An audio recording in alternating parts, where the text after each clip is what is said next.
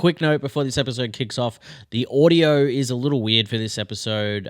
We talk about it on the episode, but the studio we record at was doing some maintenance, and some of the usual compressors and whatnot were not running. So it does sound a little bit different to our usual episodes, but we think we've done enough work on it. It's definitely very listenable and all that sort of stuff. And it's an awesome chat with Tom Lyngcoln. Super funny. So check that out. Also, you can see me in Bendigo on October 4th. I'll be doing my show Punk Music from this year's comedy festival. Get tickets to that on my Instagram, and hit the Aglo and I Exist page for upcoming shows as well. We'll talk to you soon. Cheers. Welcome back to Oblivious Maximus. I'm one of your hosts, Ben. How you going today, Aaron? I'm great, thank you, Ben. I'm the other host. Yep. We're just back and forth like that. Yep, snappy movements. We got Tom Lyngcoln with us here today. Tom, thank you for being here. Good evening. Classic. The dulcet tones. Dulcet tones. We came into the studio, we were just talking, we came into the studio, all new gear here today by surprise, and everything with the recording stuff's different, so I might have to move over there a few times as we go, but you know, you recorded a record that we're here to talk about yourself, so... Yeah, not well. So, yeah, I will be of no help. Sorry. It sounded pretty good to me. It sounds great. Great. Yep, it worked. That's all it needs. Yeah. It's cursory listen. It's, it's pretty flappy, but we got there. So this is band a million for you. Yeah. Much like me. A man of many bands. Yeah, very much so. Not as active as you, though. You I mean, you playing shows right now? Yeah, not many. Not a lot. I mean, you also have a family. Yes. I don't. Yeah. I mean, I have a family, but it's... No I don't kids. have a child. Yeah. I have a very injury-prone dog, but other than that... So what brought this band about?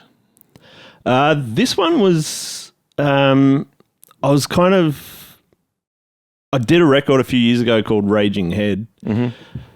This is it. This is the head. This is the head. This is all of it. And it was basically I put Jay from Mid-Youth Crisis in a room for, I reckon it was 20 minutes. One of the GOAT drummers. Well, yeah, one of the all-time most incredible drummers ever. To the point where, like, on these runs of shows, I'll be like, at the end of a bar and forget him in the band. Yeah. He'll rip a fill and I'll be like, that is the most fucking incredible shit. We're back in 1, 2, 3, 4. And just that constant kind of having your mind kind of, flipped inside out. Yeah. So he is one of the greatest by country mile. And I think when I think of Jay, I just think of the back wall of the art house. Just him in that in the corner. Yeah. Just head poking out. Yeah, like the Gimp from Pulp Fiction. Yeah, like he's a special individual.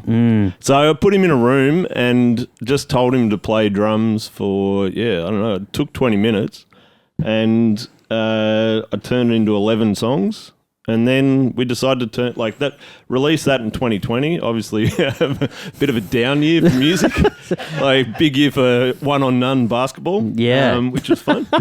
And then I don't know, just tried in the years after to try and get it going as an actual band with CJ, the bass player, as well. And eventually, it's been probably the hardest thing I've ever had to put together. Because we're all dads. Yeah. Everybody's sick all the time from the flu. Like everybody's like the child picks something up from the daycare or whatever, and then practices off, and it took forever to get it going. So every time we had an opportunity to be in a room together, I'd record it. Yeah, and that's how you do it. Yeah. So it's kind of it's Take That, it's Backstreet Boys. It's pretty manufactured. So, yeah. And then we got Jackson from Split System to have a sing and play guitar. Yeah. And he doesn't fucking turn up ever. Like, the three of us rehearse like we're happy to, and he just turns up to shows. That's good, though. Yeah. you know. Yeah. Now he lives in Brisbane, so like, yeah. Well, Yeah, as I was reading through the makeup the band, I was like, man, he must not show up. I even thought that reading through it. Yeah, there's not a lot of showing up, but Yeah. he doesn't need to. Like, I don't know. It's good for the dynamic. Yeah, on our it's toes. people like that can just show up and play. I mean, I've never been a musician like that. Whereas I'm not much of a musician, but I think I envy people who can just rock up because you've done a bit of that with Aglo. oh yeah. I mean, the band. The idea with the band though was, how can I write music easy enough that basically I can get anyone to do it, so that I can just say yes to shows that I want to play. And if people aren't available, then I'll just find someone else. Yeah. Which has essentially been the MO for the band and has basically worked to this point. Like I've basically not had to say no to any show that I've wanted to play, because if someone's not available, I've just made a rotating roster of people who are available.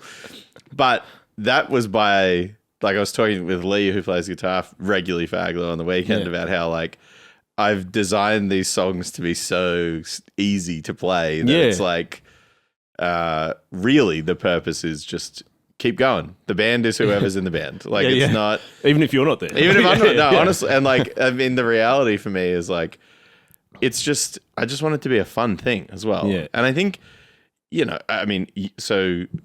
For those who don't know, you were also in the Nation Blue for a long time. Yeah, 30 years. Yep. Still a band? Still playing? Yeah. Didn't Didn't you play like 2 months ago or something? Yeah. Yeah. So you're playing. Yeah. Yeah. We just, like, we did these shows for a friend who had cancer. Yeah. And raised a bunch of money and had, like, Paul Kelly and Dom Walker and the drones. Yeah, we all pulled together, and we're like, oh, it was cool. Like, actually went pretty well. Had Paul Dempsey jumped up, played piano. Yeah. And then we got off of the Jesus Lizard tour off the back of it, which is like an old timer. Yeah. Oh, that's right in the sweet spot. And then it got cancelled like 2 weeks ago. And like I just started a new job because work isn't going well, and that it was like my second day, and they're like, "What is the matter? We don't know you, but we can tell that you are like going through something. Are you okay? Do you not like wrong with this? You don't like the workplace? Like what's up?" And I'm just like, can I go home?" And they're like, "Yeah, just go." Like, "Yeah, we're good. Don't worry. Like, maybe don't come back tomorrow." Yeah. But yeah, it was devastating. And I wanted, like, the guitarist. Years ago, I had a guitar lesson with him. Really? Dwayne Dennison. And like, he was putting things up on the internet. And he's like, "Oh, you can book lessons with me." And it was like 5 a.m. Australian time. And I get up in the morning and, I'm like, all right, let's do this. Like, this is a little bit confronting because it's one of my favorite guitarists. And he's like, all right, let's do the warm-ups. I couldn't do a single warm-up. Jeez. And he's like, this is like pretty rudimentary shit. Are you all right? And I'm like, no, I just can't do it. Like, this is actually above my pay grade. And he's like, you are the worst functional guitarist. So I've a common friend of ours, Beltsy, who he's done it to me too. he's done it to me as well. Yeah. And he'll You'll probably be able to do it. He'll You'll be fine. He'll probably listen to this. But he showing me how to play a song. He was like, "You just play like this," and then he was like, "And then you do this note." And then I was like, "I'm going to stop you there, brother. Yeah, Notes. I don't know any of Notes. Notes. I don't know what they are. So I'm going to need you to tab it out for me. Yeah. I'm only working off numbers here. Yeah. So you tell me which number to put my finger on. That's where I'm going. And then he was like, I think he sort of figured out like how I was playing guitar, and he was like, "Okay, that makes sense." And I was just like, I started out as a drummer, so playing guitar for me was like functional rhythm to start with. Yeah. And I think like that's the thing I'm pretty good at is I'm good at being a rhythm guitar player. Like that's what I'm good at. And but a similar thing where he was like, he's a man who passionately plays guitar every day. Yeah. I play guitar when I like have to write a song. Yes, which is usually my lunch breaks before the jam, which is how all these songs came about. Like, there's not a single one that wasn't conceived on the same day it was recorded. Yeah, like it's just like But yeah, Beltsy's done it to me too. He's like, "Oh, come and join my mid-pace band." Yeah. I was like, "Oh, mid-pace, all right? You have my attention. Yeah. I think I can do this. And he goes, you're going to do exactly what I do. I'm like, no, I'm not. Like, that is not going to be possible. And I apologise from the outset. I couldn't do any of that either. Yeah. And I think he has like facial blindness or something when it comes to my guitar playing. He's like, no, you're great. And I'm like, I'm not. I'm actually shit. I've been called bad by like many By guitarists. professional. Like even Dennison, I was like, can I show you what I can do? And he's like, no.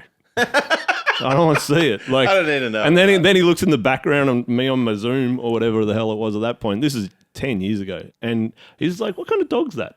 And just starts talking about shit in the room behind me. I was just like we're 10 minutes in, man. Like, Lessons over. I paid for an hour. So he goes into his drawer and he goes, have you got a drumstick in the house? And he just starts Sonic Youthing me, showing me how to like stick a drumstick into a set of, like into the strings and make wiggly noises. Like wiggly noises. Bizarre. Yeah. So he was a real, like, it just turned into a meet and greet, really. Yeah, but like maybe more awkward. Yeah. Somehow more often. So I was desperate to confront him. Yeah. And be like, Here I am. what do you think now? You know, I'm opening you for you. booked us. And he'd be like, no, we didn't. Like, yeah. Oh, well. So that'll never happen now. Could have got a redo on your lesson. Yeah, well, I wanted that too. Or imagine if I turn up and just start doing the warm-ups. I'm like, see? Took 10 years. 10 years. It only took me 10 years to get good at this. Piece of piss. But what I was going to say is like, so playing Nation Blue for a long time, that is like, those were songs that, you know, people loved those songs. Band had a, you know, I mean, had a lot of fans, I would say, in the Australian music community. So playing in a new band, like that was a big thing for me. Not that it was comparative, but like people liked I Exist. I was in a band that people liked for all, you know. Yep. And then trying to do something new where I was like, I'm making this as easy as I can. Oh, yeah. And I'm like, obviously it's in the same field, so the response has been lovely, but like the thing for me was like, with I Exist was because I was in a band with actual guitar players. Yeah. And it kind of became known as like a guitar band. Yeah. And I truly had everyone fooled because I was like, I'm playing basically what the bass is playing. But I can drink a slab. it doesn't impede me. I can do that, and I will. But by the time, Sort of more the networking arm. And then someone was like, "But you got 3 guitar players." I was like, "Exactly. Yeah. I'm the one at the back. I'm the least Call important that one." redundancy. Yeah, exactly. Yeah, that's right. But I mean, I guess like to me, it felt very like freeing being able to be like, this music's way fucking easier. Yeah. Like, but I'm having a great time doing the Aglo shit as a result of that. Yeah. Well, you know, you can pile on and, you know, you can headline. Like, the hardest thing is staying up for me at this point. Fuck headlining. Like, I'll play first anywhere. Yeah. And if it's an afternoon show, even better. Like, let's go. But this is harder because Jay has expectations. Sure. And I can't play fast. Yeah. So it's not, I'm not comfortable with it. It's kind of like just you're in a panic state the whole time. So did you write all the songs or was it sort of collaborative? Wrote the bulk. Yeah. But I mean, you know, like you can't play in a room with Jay without him putting in. Yeah. Like, but I wrote, you know, all the chords and all the rest of it. Is it good kind of being in that state, like pushing yourself a bit, or is it? Yeah, I like it. Like I like that, it. yeah. It's good. I don't think that I could be in somebody else's band and play their stuff. Like I just have one setting and that's pretty much all I can do. But yeah, it is challenging. Like it's super challenging, and the other guys can all kind of rip, which is nice. Yeah. Well, I mean, like I think. Yeah, no. I mean, the coolest thing ever has been, for me at least, has been being in bands with sick drummers. Because it's always. like, and I think that's the thing that I've been like proudest of with my musical output is I've somehow managed to always find awesome drummers to be like, put my very basic riffs on top of. Yeah. Jazz this up. Like, let's go. Yeah. But surely got to be the hardest thing to find is a good drummer. Like, I've been so lucky. Yeah. Like every band, like Dan's a ridiculous Dan's drummer. incredible. Like my wife's great. Like in harmony. Had this mate Reese, who played in a band called Paleheads with me, Yeah. and he's incredible too. Like he was rigging up his own strobes to like at the back of the thing, and at the launch he took it to an electrician. The electrician's like, if you had have pressed this, you would have died. And like he brings that energy to everything. Like first time I met him, he'd taken a bunch of Viagra and was dancing on the dance floor with everything tucked into his belt. Like it was The classic style. Just, Dealing with that. yeah. And it was just like, I'm being in a band with you. Saying all the right things. Yeah, we need more lunatics. Yeah, in our lives. absolutely. But that's always, like I want the personality. I want the personality to bleed out of it. And these guys do that. The harmony people are all, it's like this, just a roving party. Like, pretty great to the point where like other people want in on it. Yeah. Like like Don Walker from Cold Chisel took the harmony singers and put him in his band. Really? He's got access to anyone he wants. Yeah, that's wild. But I he didn't know just that. loves the tornado, the chaos of them being them. It's great. That's so sick. Yeah, it's good shit. I mean, how do you feel playing shows with people like that now? I get pretty scared all the time. Yeah. Like I'm from Hobart. Yeah. Like it's it's weird. Like it's weird. Like the last Nation Blue show I did, 5 minutes later, Paul Kelly was playing after us, and I got up and we played Greek songs together.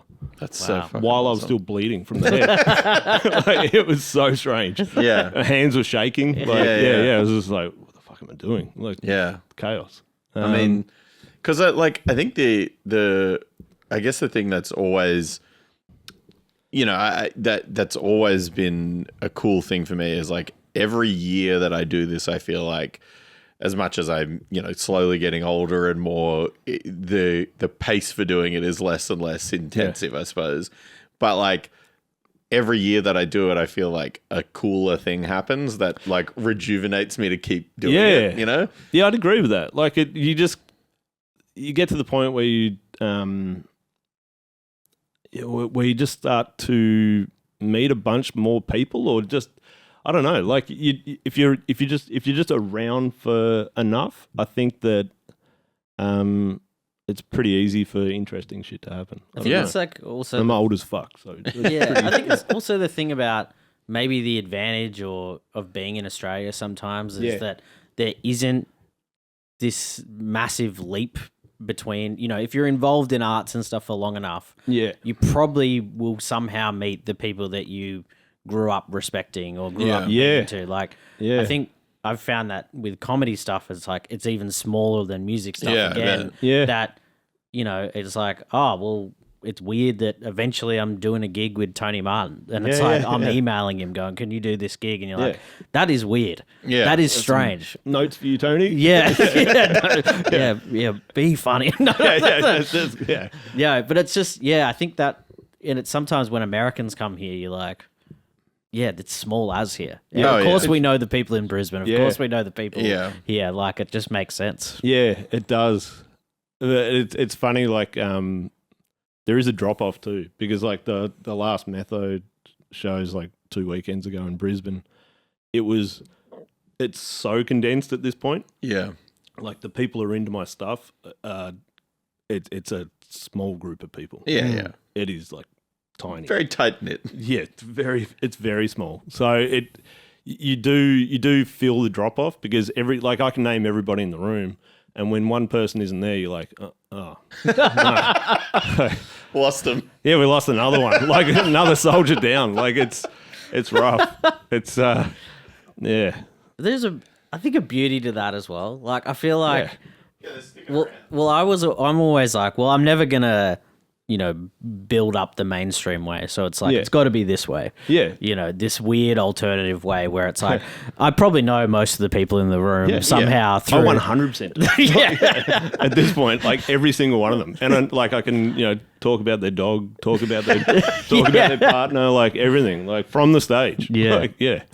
Yeah. I mean, I think like, I think I think my thing with all this is that, as I said before, like every year I do it, some other cooler thing happens, But then also every year I do it, I realize that I'm like, other people are not still doing it. Yeah. You know, like it's So many people are going back to middle management. It's Yeah. crazy. Like they really it's funny. Like sometimes I'll stop and I'll think, and I'm like, man, I used to hate that person. Like I fucking could not stand that person. And realistically, they're only around for 2 years. Yeah. Like there's so many kids. I guess it's just kids. They start a band. They sign a major label deal or something weird like that, but then they just kind of go. Yeah. And I'm like, why am I still here? Yeah. I don't know. And I mean, I think Something wrong. There's evidently I don't think the concussion thing and the still doing it. Are Not unrelated. mutually exclusive. No, Yeah. yeah, the calcium deposits taken over. The unicorn. Yeah. Yeah, it's interesting talking to people about, like, I guess because when I was kind of coming up, it was sort of the Poison City thing was kind of really popping off it still is, but that version of it. Yep. And it kind of felt like there was like a wave of, when The Weekender was really kicking off, and there was like, someone asked me out of the blue the other day, like someone I know through comedy, there's like, have you ever been involved in a scene? And I was like, yeah. And it sort of came around, existed, and then sort of not went away, but just changed. But it was this particular way for like a few years. And it was pretty sad. Yeah, and I joked on here about going to see Hot Water Music the other week, and I was like, I wonder if I know anyone there. I knew fucking everyone. Yeah, every single person. Yeah. Well, yeah, there's like, I think we did their first 3 tours back to back to back. Like, and it was, but I feel like I never really fit in anywhere. Like I didn't really, even Hobart, I think everybody hated me in Hobart. Like it was, and it continues. Like I don't think I've got any kind of gravity towards scenes. I end up I can't even get back into venues after I play. Like they take one look at me and they're like, nah. There's no way known, mate. You're not coming in. And I'm halfway through loading out. I got to get back in. You're employing me. you have my stuff. Yeah, not like this. Yeah, you can't bleed in the venue, mate. So I don't know. I spend so much time sitting in vans or just going back to somebody's house alone while everybody goes out. Because I can't go out afterwards. Yeah. Well. So I don't have a lot of relationships. You got to. Hey, we're friends. Yeah, I know. I see you at my shows. Yeah, It's nice. they're good shows. So walking in when Extortion played at Revs, I think it was one of the most surprised I've been to see like the real you and like And me and Melda. and Nigel, and I was like, can't believe these two. Yeah, look at these two. Yeah. It's funny. I saw a photo from that night, and like, I look like an Easter Island head in the crowd. I got like this, but I got like no middle part. I look like a gurner. Like there's just no middle part of my face. Would have fit in the other side of it. Yeah. But it's such a high contrast head that it just shines. Yeah. So I mean, maybe you did a version of this podcast ages ago in the lockdown. album one. Yeah. Which was very fun actually, because I think you were the first person to do it, to pick like a record that I was like very left field for me at the time. Okay. But I can't remember if we talked about it, but did the Nation Blue move here together, or did you all just come up in dribs and drabs? No, we did move together, but in the process, the old bass player stayed in Tassie. Yeah. And he wasn't that happy about it, and it was Hobart. There's a lot of miscommunications, and then so we were kind of floundering for I reckon 6 months before we found Weston. Yeah. And then we pulled it together. He learned a bunch of the old songs, and we wrote some new ones that ended up being on that Blueprint record. Yeah. But most of that stuff was done in Hobart. Yeah. We were down there for 4 years, kind of toiling away. But I still remember the first creative decision Weston kind of brought to us. Yeah. He's like, I got the gig poster sorted, don't worry. And he turns up and he's like, check this out. And he printed them out, like 15 of them to put up around the art house or whatever. And it was just like this guy's hairy back with a love heart shaved into it with the Nation Blue written in it. And I was just like, fuck, we've made a critical error. Like, this isn't going to work out. And then he's like, so when am I playing guitar? Because I told him you could play guitar as well. It's like, I'll play some bass as well. We'll swap. We just never swapped. He was just bass player from day one. He never played bass, didn't own a bass, and we just stymied him into it. Yeah, you're the bass player. You know, based on your poster designing skills, we're going to give you the bass. Yeah, you know what? Yeah. You can't do these ones anymore. Yeah. Like these. Yeah, leave it to us. But so, how long have you lived here for now? Since 2000. Okay. Yeah. So I'd. It's not unrelated. But somebody spiked me on Y2K, and I ended up like, I woke up during a CAT scan after falling 2 stories onto my head. God. And then like the next, I reckon, what were we? I reckon 4 weeks later, I was living in Melbourne. Like it was that quick. I was like, I got to get out of here. Yeah. I got to get out of here. Yeah, it's a weird feeling. I woke up in an MRI machine once and was just like looking up at the big thing, and you're like, oh yeah, I probably shouldn't have said something to that guy at the front of Charlton's. Yeah, that's right. Yeah. It was like, am I inside my own anal probe? Like, where am I? Like, I had no idea, and had took 4 days to piece it together. Fucking hell. Like, I had no idea whatsoever, and like ripped a charcoal line out of my arm in the machine. Jeez. Like, Jesus. just totaled myself. Fuck. And and then came over here and just been bashing myself in the face like, ever since. But yeah. Yeah, because I mean, the other thing too, I think I would say like, obviously, I still play music with people from Canberra, but I think the lifestyle that I live is definitely as a result of me moving here. Like, I think I wouldn't have played as much music as I do or still be as involved as I am had I not moved here. Like, I think, and that's not to say that the guys in Canberra aren't playing music. Like, they're jamming every week and still doing stuff, but like, there's shows here, multiple shows every weekend. And like, really, it's a pretty bizarre weekend for me now if I don't have some sort of creative pursuit occurring. But I mean, I think that's also part of what gives stuff like this longevity, because you can do various different bands and do different projects, and it just keeps going. I don't know why we tour though. Yeah. Like, because it is getting depressing in some places. Yeah. Yeah, the drop off I see interstate, and then I see the people that I think are dead in Melbourne. I'm like, oh, that makes so much. That makes so much more sense. Thank God you're alive. But it's such a great place to play music. It's great. Yeah. So I'm still pretty aware that I'm pretty lucky to be in this town, and still to be able to.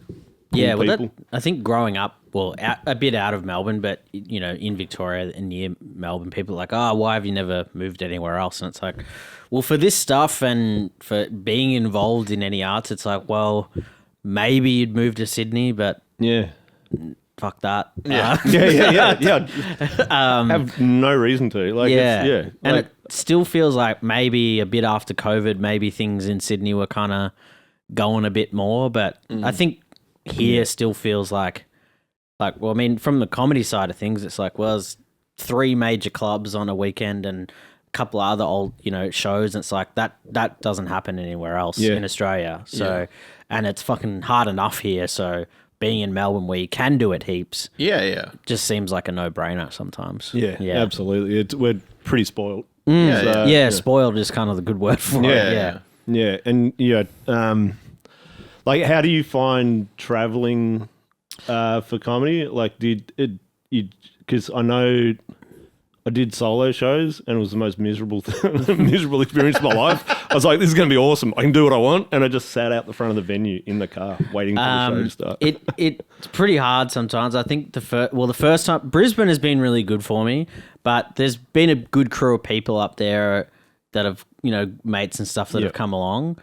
First time I did it, I did a solo show on the same night as a Matildas game at Suncorp Stadium and my show was on Caxton Street, I think I had about 14 or so in, which I was like, fuck, that's pretty good, actually. That's actually not. But the last 2 times have been pretty good. Yeah. Like 40-ish in. Yeah. But then Sydney is just so hard to figure out. Like, it's just...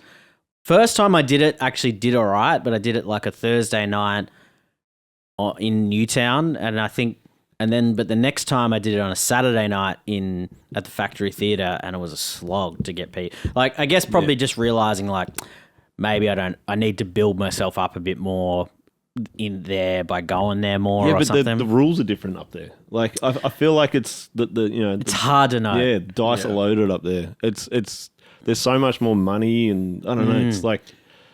I don't know. In Hobart, if you put out a tape, you're called a sellout. You know? Yeah. Like I don't know how to relate to Sydney. Like, I always think of Sydney, it's like, no one I know there has a spare room.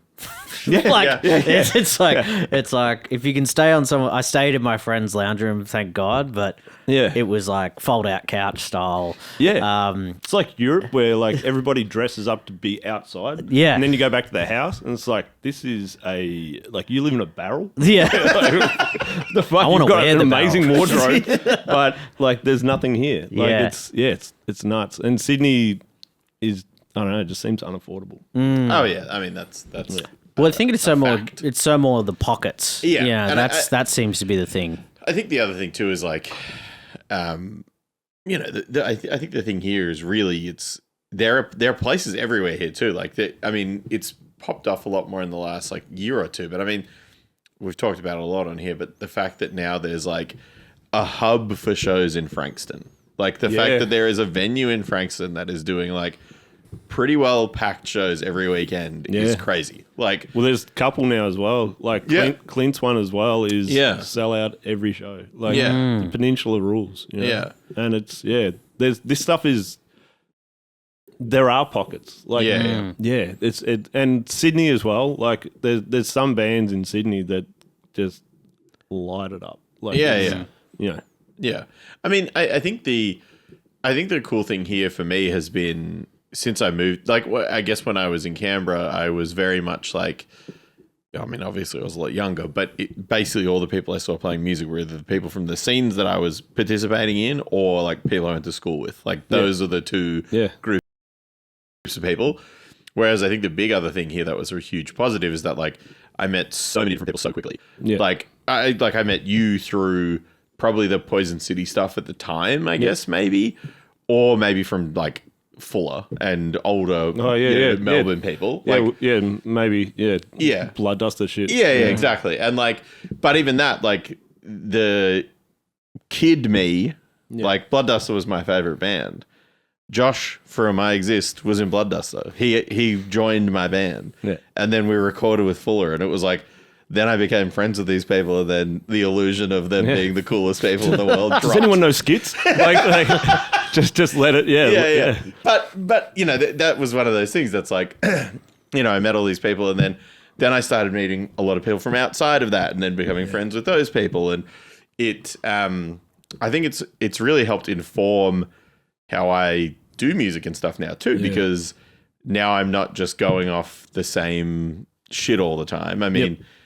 While that is being said, I definitely just play in bands that always kind of sound the same, but but it's the the kind of structure was set early. Like it's the same with Hobart. Like it was just hot metal, all through my early teens. Like, well, not even early teens. Like whatever the thing is before being a teenager.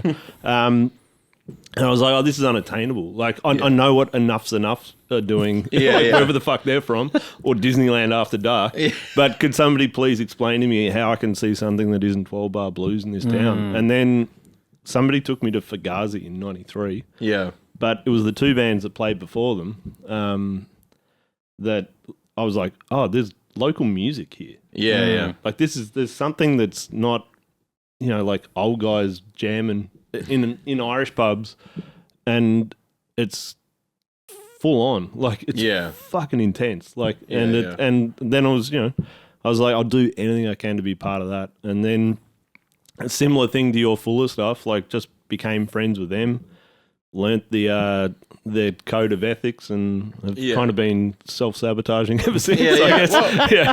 Yeah, I mean, like, that was a huge thing too. And as well, a huge thing for me was people like Josh and Fuller and Beltsy and stuff like that being like really cool straight away and then being like, oh, your band can open for our band. And it was like, holy shit, Yeah. we're playing with Minds now. Like, Yeah. you know, like for me when I was a kid, like, Yeah. that was incredible. And then, Yeah. you know, a week ago we were at the pub and literally the entire band Mindsnare walked past us out the front. That's living in Melbourne. Try baby. playing a riff now. Like, good luck. Yeah. It was the same. Like, I played in a punk band with this guy, Sean, who became their drummer, like moved away. Yeah. And we didn't know anything about mainland music. Like, Yeah. I liked Damaged. And then because Sean joined Mindsnare, I was like, check it out. And Credulity was just out. Yeah. And I was like, fuck, like, it's pretty full on. Then heard Mid-Youth, and I was like, oh, that's, you know, okay. There's a couple of things on the mainland that don't suck. And then same thing, like, came over, met Melder, and he signed us to Trial and Error. Yeah. And then he's like, you're coming to Sydney, we're going to go play the Green Square. Yeah, yeah. And it was like, oh, we're fucking shit. Like, we're like a bad band. Like these guys are, and you know, they're still undefeated. Yeah, yeah. Like, let's be real. Like, there's, you know, I'm still looking for somebody who can, you know, it's been a couple of weird tight extortion nights where I've been like, oh, it's like, we're approaching the summit. Like, there's been some intense, you know, extortion gigs. Straight Jacket get close. But yeah, it's Mindsnare. Like, Yeah. it still is. Oh, I mean, even like last year when we talked to Nigel about, well, he was just like, oh, do you want to do some Extortion Mindsnare shows? And I was like, yeah, absolutely. And obviously the other guys also very excited. And it was real funny. Like the two shows we did were great. Like, we did one in Hobart and we did one in Adelaide, and it was super fun, particularly doing places that like neither band, like, I mean, Extortion had played Hobart once before for Dark Mofo, which was very Smart. yeah, financially very very smart. But like couldn't have been less the Extortion crowd. Yes. Like, it was, I mean, Duck, my partner, at one, she was selling merch with our mate Matt, and at one point she came up to me and she goes, a lot of like art mums here. A lot of tote bags. A lot of tote bags getting, yeah, like they'd clearly just bought whatever ticket for this time. Oh, yeah, you like know. that. Yeah, Yeah, yeah. exactly. Yeah. But so doing the things with Mindsnare was really fun, again, because it was like not playing in Melbourne or not playing in Perth or whatever. But I mean, I think the thing for us when we played the Extortion brand of hardcore and was fun, and then Mindsnare played, and it was one of those things like, I think particularly Jay, Rowan, and I were like, you know, I've had 6 beers, probably more, just played, thought I played great, then Mindsnare played, and I was like, I fucking love this band. I'm in, and then like, you know, then I'm singing and I'm like, fuck. yeah. Can't beat this. No, it's hard to. There's still, well, I think now it's the one band that'll get me in Oh, yeah. in the pit now. It's just the- I got stuck at Singing Bird for Flipping the Bird. Like, Yeah. I was just trying to help Belty change a string, and I was just like, I was trying not to get knocked over, and yeah, it was just like, I don't know. I don't go in pits ever. Like, the first gig I saw in Melbourne, like I watched a large, very tall man knock out a woman, and I was like, fuck this shit, I'm out. And I just started going to skip hop shows. Like, I was so far out. I gotta it get wasn't away funny. from this. Yeah, and I just like, even when we played at the Artie, I'd just sit out the front in the van, Yeah. like, and just, you know, and just, I don't know. But then you can't resist Mindsnare. Like, they got me back in. There were, you know, we started picking up weird gigs with like Mass Appeal. Yeah. And things like that, and I was like, fuck, this is awesome. Yeah. I'm back in.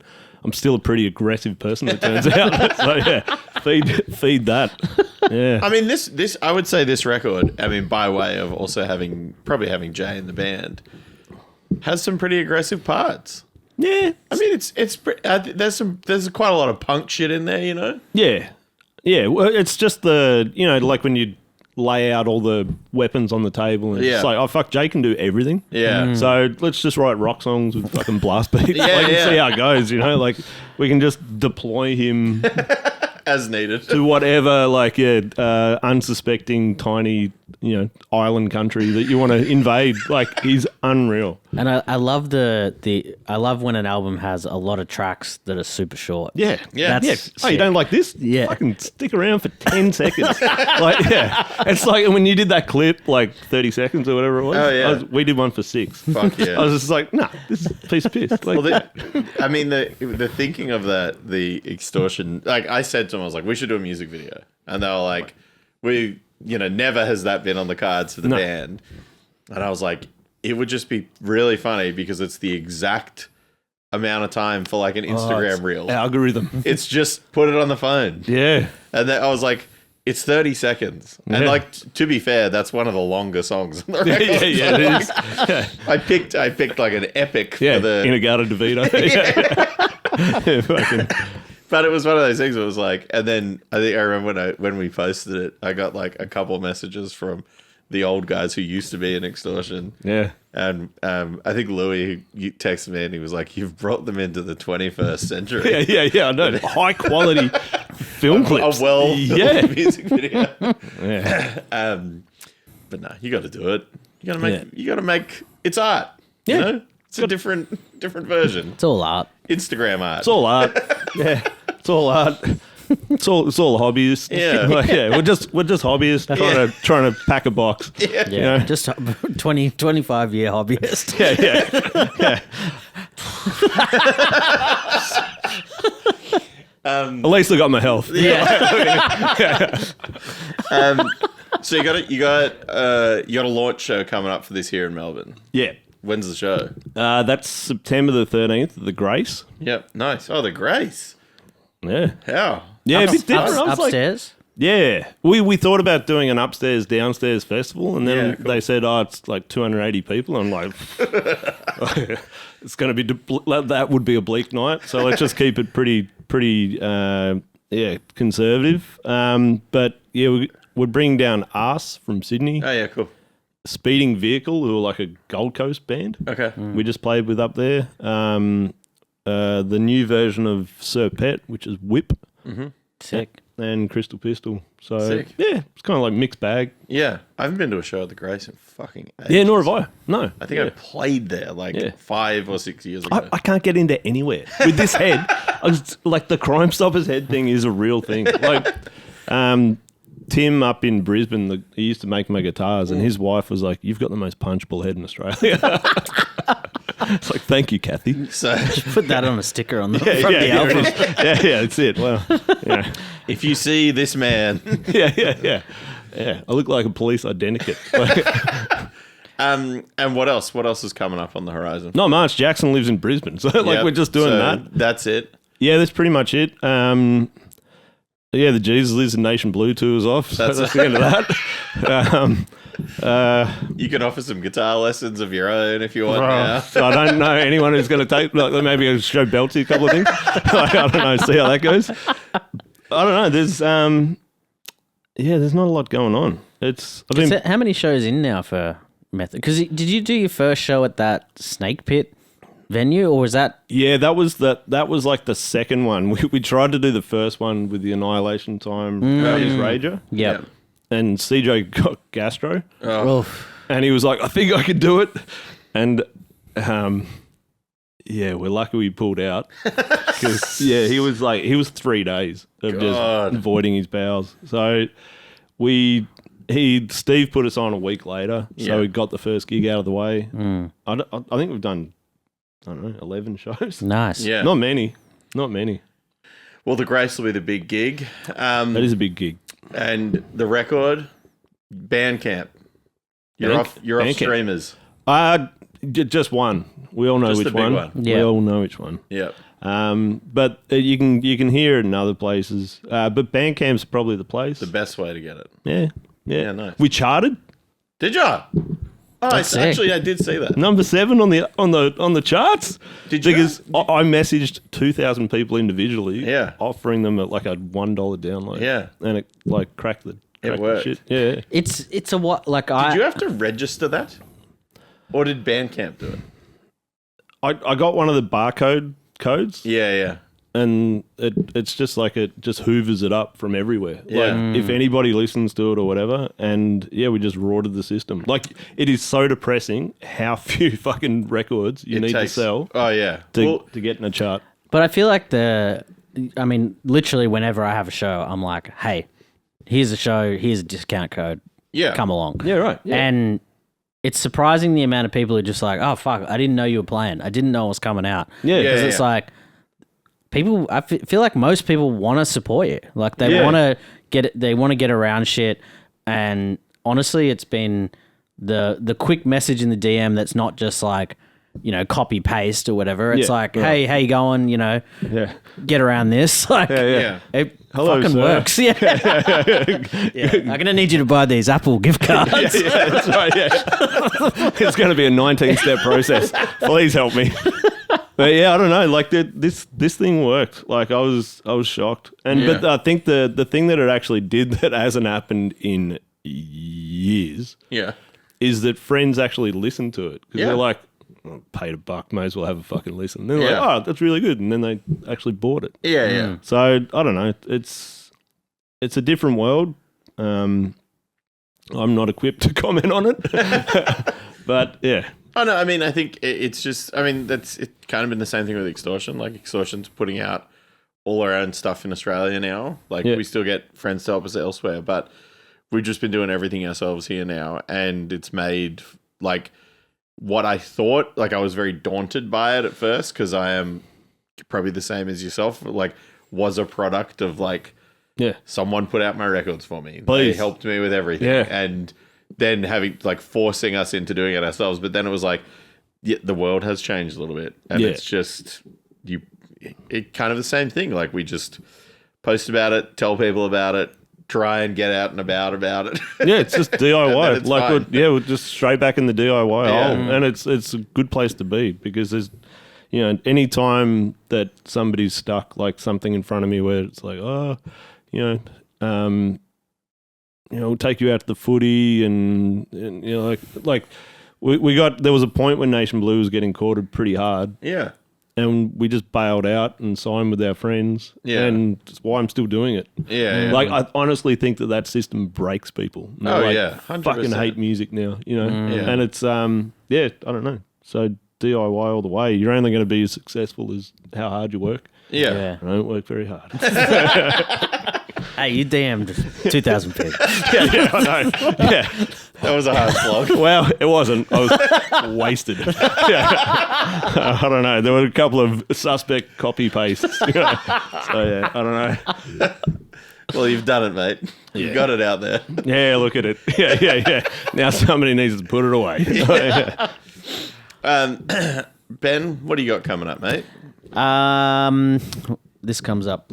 When's this come out? The week of his show. September, yeah. Bendigo, October 4th. Come to that. I'm doing my show, Punk Music. Nice. So come along and watch that. And Geelong on a date I got to try and remember. Okay. We'll get there next episode. Yeah, next episode. I'll dub it in the edit. Have you done a lot of comedy in Geelong? I've done shows down there. This will be my first time doing a solo show down there. It's been not too bad. Like some of the shows I've been doing are good. There, some crew down there have started a Geelong comedy festival, so it's part of that. So I think this is the second year it's run. Yep. So they've got a bunch of venues that are all in on it, and I think it's like a comedy festival that runs for like a week. So it's pretty small, but I think just to kind of like group together all the advertising and stuff for it, and hopefully people come out around that. I'll be doing a lot of DMing. Yeah. Let me help. Happy to help. But yeah, that's all I got coming up. Nice. I got. These would be good. Yep. I think I talked about last time. Stupidly said yes to playing a show on grand final day, so got a night, not day, after the game. After Snoop Dogg takes the stage. Is that afterwards, Snoop Dogg? No, before. He's before. People are really mad about it. But so as much as I would love Hawthorn to fall backwards into the GF, I don't think that's happening. So I think I'll be relatively safe. You watch it happen now. Yeah. That's all we needed I'm to willing hear. this into existence. Yeah. Failure. But so that's a last chance, which will be very funny. Oh, that's way too close to the city. Yeah, exactly. It's going to be grubby. So good luck. No apologies coming all the way from Sydney to see Melbourne on its worst day. Yeah. But so doing that. And then playing in Canberra the week after with Aglo. And then my exist shows in October and November. Yeah, that's it. Active. Yeah, I'm up and about. Well, Tom, thanks so much for coming and doing the pod. Thanks for having me. Thanks for chatting to Thanks for us. having me. Yeah, Listen to the Metho record, everyone. It looks like that. Cheers. Go Same grab colour it. as my head. Salmon. Thanks, Tom. Bye. So, yeah. Bye.